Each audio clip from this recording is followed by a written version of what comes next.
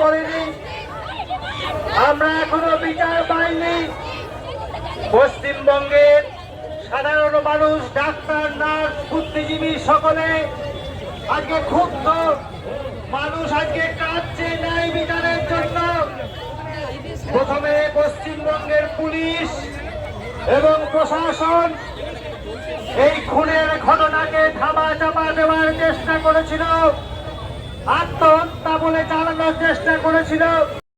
দেখুন, এই যে 14 আগস্ট সাথে যারা হামলা চালালো তারা কারা ছিল আমরা প্রশ্ন করতে চাই। যারা সেমিনার রুমের দিকে ছুটে গেছিল ভাঙতে, তাহলে কি আমরা ধরে নিতে পারি 9 তারিখ রাতে যারা ঘটনা ঘটালো এবং এই 14 আগস্ট রাতের ঘটনা, এই দুজন একই লোক, একই ব্যক্তিরা ঘটিয়েছে।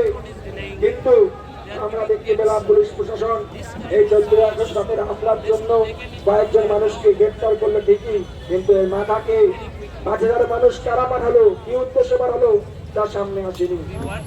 উপরন্তু ঘটনাকে লক্ষ্য করে দেওয়া এবং বারবার প্রমাণ করার চেষ্টা করা, তার কোনো উত্তর নেই। আমরা সেই জন্য আমাদের আন্দোলনকে আরো বাড়িয়েছি, আমাদের আন্দোলনের গতি বাড়িয়েছি। আমরা বলতো এই 14 আগস্ট রাতের যে হামলা, তিনি তার ব্যর্থতা স্বীকার করুন, ব্যর্থতা স্বীকার করে তিনি যে পদত্যাগ দেন।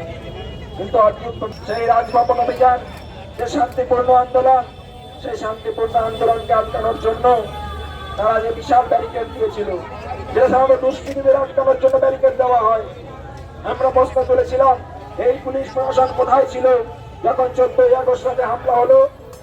তাদের কাছে কোনো উত্তর নেই। আন্দোলনের চাপে তারা ব্যারিকেড খুলতে বাধ্য হলো। কিন্তু সেই নির্লজ্জ সিপি বিনীত গোয়েল তিনি এখনো পদত্যাগ করলেন না। তিনি বলছেন তিনি স্যাটিসফাইড, তিনি তার কাজে খুশি। কি অদ্ভুত ব্যাপার ভাবুন, যেখানে হাসপাতালের মধ্যে একজন অন ডিউটি ডাক্তারকে খুন করা হলো, সেই খুনের কারণ কি তা সামনে এলো না। অথচ তিনি বলছেন তিনি স্যাটিসফাইড তার কাছে। আমরা দেখতে পেলাম সিবিআই তদন্ত ব্যক্তিরা সামনে আসছে, সম্পূর্ণ সব দোষীরা সামনে আসছে। আমাদের এই আন্দোলন চলবে, আমাদের এই লড়াই চলবে। আমরা চাই আগামীকাল ডাক দিয়েছি জনতার আদালত, অর্থাৎ বিভিন্ন মেডিকেল কলেজের বুকে আমরা যে অবহেলা ক্লিনিক চালু করেছি, এটাকে আমরা পারি না এটাকে এগিয়ে নিয়ে যেতে। অবশ্যই আমরা এই অপরাধীদের দ্রুত শনাক্ত করে শাস্তি দিতে হবে।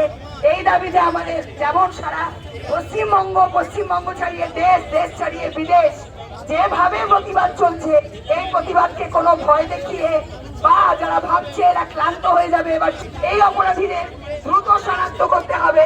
কর্মক্ষেত্রে এবং রাস্তাঘাটে মহিলা সহ সমস্ত সাধারণ মানুষকে নিরাপত্তা সুনিশ্চিত করতে হবে, করতেই হবে। এটাই দায়িত্ব। তারা দায়িত্ব নিয়ে এই রাজ্যের ভার নিয়েছেন, যারা তারা নিজেরা দায়িত্ব নিয়ে করেছেন। আমরা কেউ তাকে নিমন্ত্রণ করে আমরা কাউকে দিইনি। ফলে এই অপরাধীদের শাস্তি এবং we demand, we want